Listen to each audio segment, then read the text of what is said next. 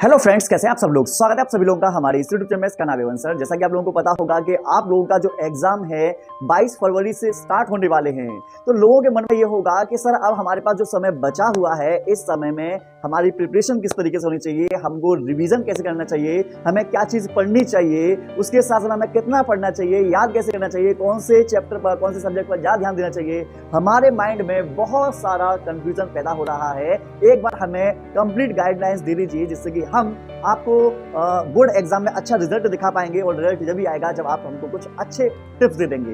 तो देखो, हमारे जितने भी बच्चे हैं उन सभी लोगों के लिए मैं आज इन टिप्सों को अगर आप फॉलो करते हैं तो आप बोर्ड एग्जाम में अच्छे तरीके से पास होंगे, अच्छे तरीके से नंबर लेकर आएंगे और हर सब्जेक्ट में ये आप लोगों का अप्लाई हो जाएगा। तो कोई भी बच्चा वीडियो को बीच में छोड़ के मत जाइएगा, लास्ट तक देखिएगा, जिससे कि आप लोगों को कुछ अच्छी इंफॉर्मेशन मिल सके। देखो, सबसे पहले आप लोगों के मन में चलता है कि सर हम डिस्टर्ब बहुत होते हैं, पढ़ाई नहीं कर पाते हैं, आखिर करें क्या।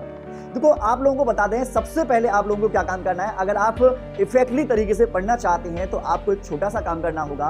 वो काम ये है, सबसे पहले आप एक एकांत स्थान चुन लीजिए और एकांत स्थान चुनने के बाद में आप अपने घर पर बोल दीजिए, आप अपने मोबाइल को अपने से दूर रख दीजिए। उसके साथ साथ में जितने भी काम आपके हैं पेंडिंग में, उनको सभी को फिनिश करने के बाद तब आप एकांत स्थान में बैठो। और जब आप बैठ जाओ तो बैठने के बाद में आप लोगों को बार बार इधर उधर ना घूमना है, ना मोबाइल चेक करना है, ना मम्मी की आवाज आ जाए, ना वहां जाना है, ना अगर कोई बुलाता है ना वहां जाना है। मतलब अगर आप बैठ गए तो कम से कम 2 घंटे के लिए आप लोगों को अब कहीं उठकर नहीं जाना। एक बार में आप लोगों को 2 घंटे पढ़ना ही होगा।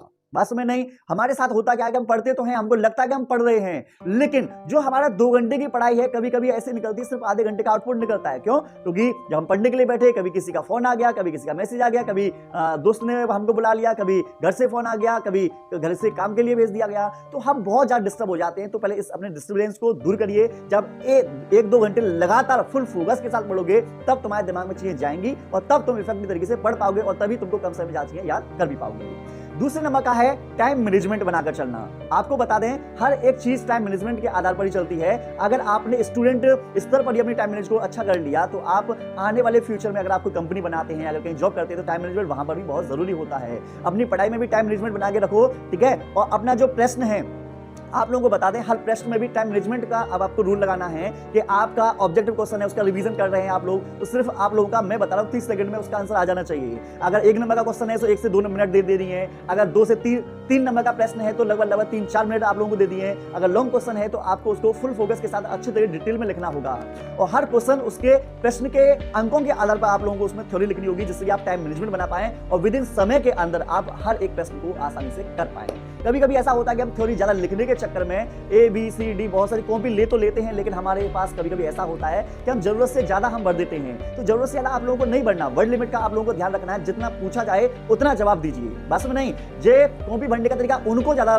अच्छा लगता है जो बच्चे पढ़े, मतलब कि ज्यादा नहीं पढ़े हुए, जो उनको डर है कि भाई वो फेल हो जाएंगे, तो वो कॉपी भर सकते हैं। लेकिन एक समझदार बच्चा जो होता है, टॉपर बच्चा जो होता है, वो अच्छे तरीके से लिखता है और जितना पूछा था उतना लिखता है, फालतू की बातें नहीं लिखता, ठीक है। अगला है तीसरे नंबर का पॉइंट, हर चैप्टर का रिवीजन करें। आप लोगों को पता है, रिवीजन करने के लिए बैठे हुए हैं तो आप लोगों ने टाइम मैनेजमेंट बना लिया है, आपने टाइम टेबल अपना सेट कर लिया है कि physics, chemistry, biology, Hindi, English को कितना कितना आप लोगों को समय देना है। तो आपको बताना, किसी भी सब्जेक्ट के चैप्टर को आपको छोड़ना नहीं है। आप फर्स्ट से स्टार्टिंग करना स्टार्ट करो, फर्स्ट चैप्टर को पढ़ो। फर्स्ट चैप्टर में जितने भी मेन पॉइंट है उनके नीचे आप हाईलाइटर कर सकते हैं, हाईलाइटर नहीं है तो अंडरलाइन कर सकते हैं। और जो मेन बात है उन पर फोकस ज्यादा करना है। और जिस समय पढ़ रहे हो अपना जो दिल, दिमाग, बुद्धि, जो भी आपका है, सभी एक ही जगह पर लगा देना। जब पढ़ने के लिए बैठे उस समय दिमाग में आपके कुछ भी नहीं चलना चाहिए। जब आप एक एक चैप्टर को इस तरीके से फुल फोकस के साथ पढ़ेंगे तो हो सकता है कि बहुत सारे आप लोगों के डाउट भी आए, क्योंकि कभी कभी ऐसा भी होता है कि जब हम पढ़ने के लिए बैठते हैं तब हमको पता चलता है कि हमको ये वाला प्रश्न नहीं आ रहा है, इस वाला कॉन्सेप्ट हमारे समझ में नहीं आ रहा, ये वाला डेरिवेशन नहीं आ रही, ये वाला न्यूमेरिकल नहीं आ रहा। जब आप रिवीजन करने के लिए बैठेंगे तभी आप लोगों को पता चलेगा। जब वो पता चल जाए तो उन्हें एक साइड में लिख लीजिए, ठीक है। जो आपके डाउट है उनको साइड में लिख लीजिए। मैं बताऊंगा इनका करना क्या है, आगे मैं बताने वाला हूं, लास्ट तक बने रहिएगा, ठीक है। तो हर चैप्टर का आपने रिवीजन करना है, हर चैप्टर को अच्छे तरीके से याद करना है और कम से कम हर चैप्टर को 2 घंटे से कम तो देने ही नहीं है। ये वाले बात मन में डाल दीजिए। अगला है लिख कर करें रिवीजन। आपको बता दें, जब आप रिवीजन कर रहे होंगे तो उसे लिख लिख कर भी करो, क्योंकि कभी कभी ऐसा होता है कि रिवीजन बहुत बोरिंग काम लगता है आप लोगों को, रिवीजन करने बैठते हो नींद आना स्टार्ट हो जाती है। तो आपको दिमाग को अलर्ट करना होगा, जब लिख कर करेंगे तो आपको नींद नहीं आएगी, आपकी लिखने की प्रैक्टिस बढ़ जाएगी, स्पीड मैनेजमेंट हो जाएगा, राइटिंग थोड़ी सुधर जाएगी। प्लस उसके साथ साथ में जब लिख कर आप लोग करेंगे तो लिख कर चीजें जब हम याद करते हैं तो वो और अच्छे तरीके से हमारे माइंड में चीजें पहुंच जाती हैं।